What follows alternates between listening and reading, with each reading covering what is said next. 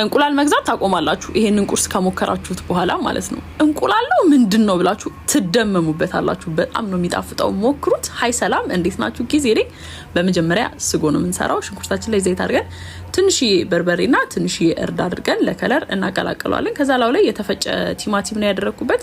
ለጣም ደግሞ ነጭ ሽንኩርት አድርጌበታለሁኝ። ስጓችንን ቆንጆ አድርገን ከሰራን በኋላ ቅመም አድርጌያለሁ። የተጠቀምኩት ቅመም ከሙን፣ ቁንዶ በርበሬ፣ ኮረሪማ፣ ጨው አድርጌ በደንብ ካዋሃድኩት በኋላ ተዘፍዝፎ አድሮ የተቀቀለ ዱቤ ሽምብራ ነው። ግማሹን ትፈጩታላችሁ፣ ግማሹን ደግሞ እንደዚህ ሳትፈጩት ታደርጉና አታቀላቅሉትም። ከስልሱ ጋር እንደዚህ ነካ ነካ ነገር ነው የምታደርጉት። ትንሽዬ እንደዚህ በደንብ እንዲዋሃድ ከስልሱ ጋር ተጠብቁትና የምግብ ክሬም ካላችሁ አድርጉበት። ጾም ስለሆነ እኔ ያላደረኩበትም ቃሪያ ያደረኩበት እንዴት እንደሚጣፍጥ የእውነቴን ነው ብላችሁ ሞክሩት። በዛ ላይ ደግሞ በፋይበር የበለጸገ ስለሆነ የኮሌስትሮል መጠንን በጣም ይቀንስልናል። ሞክሩት፣ ትወዱታላችሁ። ባይ ባይ።